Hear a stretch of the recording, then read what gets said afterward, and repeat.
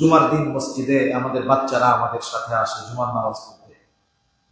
অনেক সময় আমার বাচ্চাটাও এরকম হয়, নতুন কোনো শব্দ শুনলে সে ওটা রিপিট করে অথবা জানতে চায়।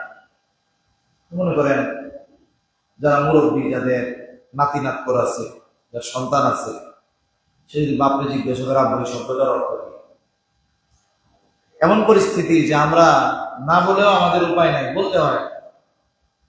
আবার ওদের কথাও চিন্তা করি, বয়সের সাথে সাথে অনেক কিছু এমনিই বুঝতে পারে, কিন্তু এই যে ছোটবেলার কৌতূহলী মন অপরিচিত শব্দগুলো যখন জানতে চায়, এটা অনেক সময় আমার মনে হয় আমরা অনেকেই বিব্রত এক অবস্থার মধ্যে পড়ে যাই। কি বলবো তার এটা?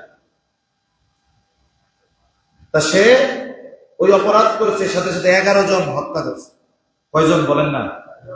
11 জন। আপনার দৃষ্টিতে কি মনে হয় এই জমিনের এক ফোঁটা পানি ওকে গ্রহণ করতে দেওয়া উচিত? ও এখনো জেলখানায় আছে, রাজার হালে আছে। হয়তো কোনো এক সময় কোনো এক অর্থলোভী মানবরূপী পশু আইনজীবী, ওই উকিল তার পক্ষে কাজ করবে, আর একজন ওই বিচারক মানবরূপী শয়তান ও তাকে ছেড়ে দেবে। এরকম বেশ কয়েকটা ঘটনা আবার সম্প্রতি সামনে আসছে। এরা তো এই ধরনের অপরাধ করছে, এটা তো শাস্তি হয় না। এই জন্যই এই রামি স্যার বাবা জোর গলায় বলতেছে আপনারা কিছু করতে পারবেন। আমরা হয়তো চিন্তা করতেছি এতে শাস্তি চায় না। একজন মানুষ ভিকটিম হওয়ার পরে, মাজলুম হওয়ার পরে সে বিচার না চাওয়া, এটা যে কত বড় এক জঘন্য বিষয়, এটা যে কত বড় একটা বিষয়, এটা আমরা অনেক সময় অনুধাবন করতে পারি না। যেন বিষয়টা খেয়াল রাখতে হবে। শরীয়তে ইসলাম যেই বিষয়ের শাস্তি কার্য করার সুস্পষ্ট নির্দেশনা দিয়ে দিয়েছে, এই পৃথিবীতে কয়েকটা দেশ আছে, এই পৃথিবীতে 100% একেবারে শরীয়তের নিয়ম নীতি অনুযায়ী কোন দেশ এখনো নাই। কিন্তু যারা মানে, সবচেয়ে বেশি মানার চেষ্টা করে বর্তমানে হলো ইমারাতে ইসলামিয়া, আফগানিস্তান। এরা সবচেয়ে বেশি মানে, এখনো 100% কিন্তু পারে না। এরা সবচেয়ে বেশি মানে। মধ্যপ্রাচ্যের কয়েকটা দেশে, আফ্রিকারও কয়েকটা দেশে যিনি এই ধরনের অপরাধ করবেন, যদি এটা প্রমাণিত হয় তাহলে তার শাস্তি একমাত্র মৃত্যুদণ্ড। এই কয়েকটা অপরাধ এর শাস্তি শরীয়ত অনুযায়ী থাকার কারণে ওই দেশের আইন শৃঙ্খলা, ওই দেশের অরাজকতা অনেকাংশে কম। মাত্র কয়েকটা, চুরি করলে হাত কেটে দিচ্ছে, এই ধরনের অপরাধ করলে রজম হত্যা করতেছে, কোন কোন দেশে ডাইরেক্ট ফায়ার করতেছে, কোন কোন জায়গায় শিরচ্ছেদ করতেছে। এটা ওই দেশের ফকিহ মুফতি যিনি আছেন উনি যেভাবে ফতোয়া দিবেন সেটা হবে। এই কারণে দেখুন ওই দেশের রাস্তাগুলো নিরাপদ। কিন্তু আমরা যখনই এই ধরনের শাস্তির কথা বলি তখন আফসোস কি লাগে জানেন? কষ্ট নিবেন না, আমাকে কিছু কথা তো বলতে হবে, ইসলামের কথাটা ইসলামের জায়গায় রাখতে হবে। তখন যদি আমরা বলি আপনারা ধর্ষকের মৃত্যুদণ্ড হোক, এটা প্রকাশ্যে হোক, আপনারা কি সবাই চান? কারা চান? একটু হাত করেন। ধর্ষকের শাস্তি একেবারে প্রমাণিত হলে ওপেনে হোক, সবাই চান? মাশাআল্লাহ, আপনারা, আমরা সবাই চাই। কিন্তু এই চাওয়ার বিপরীতে আমাদের রাষ্ট্রের সর্বোচ্চ পর্যায় থেকে কোনো ব্যক্তি যদি বলে এই ধরনের শাস্তি এটা মধ্যযুগে হয়, এটা মধ্যযুগ নয়, এটা আধুনিক যুগ, তখন আমাদের হৃদয়ে রক্তক্ষরণ হয়। তখন আমাদের হৃদয়ে কি হয়? রক্তক্ষরণ। এই কথা যেই বলুক, একজন মুমিনের হৃদয়ে আঘাত লাগবে। আমার বাবা বললেও আমার আঘাত লাগবে, আমার সন্তান বললেও আমার আঘাত লাগবে। আমার যদি ঈমান থাকে, আমার নেতা যদি বলে, এটাও আমার হৃদয়ে আঘাত লাগবে। এটাই মুমিনের ঈমানের পরিচয়। তাই যতক্ষণ এই ধরনের অপরাধের শাস্তি পরিপূর্ণভাবে না দেওয়া হবে, আমি আপনি আন্দোলন করে, আফসোস করে, ওয়াজ করে সমাজ থেকে এই ধরনের অপরাধ নির্মূল করতে পারবো না। যেখানে আমার ফ্ল্যাটে, একই ফ্লোরে আমার পাশের ফ্ল্যাটের মানুষের কাছে আমার সন্তান নিরাপদ নয়, সেখানে যদি একজন নারী রাস্তায় চলে, দিনে হোক রাতে হোক, সে কতটা নিরাপদ হবে? কয়েকদিন আগে একটা ঘটনা ভাইরাল হয়েছে না? ইন্ডিয়ান এক পুলিশের বড় অফিসার মহিলা, সে একটা জায়গায় কয়েক ঘন্টা দাঁড়িয়েছে রাত্রে, তার কাছে 40টার উপরে কুপ্রস্তাব আসছে। এটা দেওয়ার সাহস কেন পেল? পৃথিবীর সব জায়গাতেই এই ধরনের বিষয়টা হওয়ার অন্যতম কারণ অপরাধ যে করে অপরাধের শাস্তি যথাযথভাবে কার্যকর হয় না। ইনশাআল্লাহ নতুন বাংলাদেশ আমরাও আশা করি যে এই ধরনের একটা পরিবেশ হবে যেখানে আমাদের মা বোনেরাও তাদের প্রয়োজনে যদি রাতে একা একই চলাফেরা করতে হবে।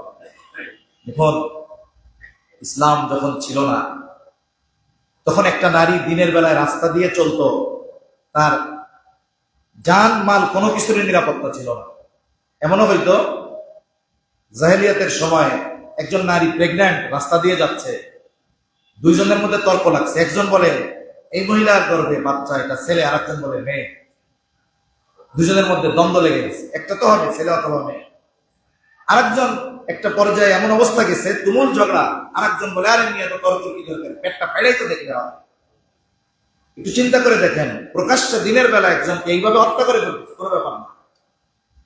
ইসলাম যখন আসছে একেবারে ইয়েমেন থেকে একটা নারী যদি রাতের আধারে লম্বা সফর করে রওনা হতো, গভীর রাতে একটি যুবক ছিল না যে সে ওই নারীর পথ রুদ্ধ করে দাঁড়াবে, তাকে কোনো ডিস্টার্ব করবে। ইসলাম এরকম শান্তি দিয়েছে যে আমরা ইসলামী আইন না মানতে পারি, কিন্তু এটাকে মধ্যযুগীয় বিচার ব্যবস্থা বলে আমরা আমাদের ঈমানটা হারাবো না। আল্লাহ আমাদের বুঝবার তৌফিক দান করেন।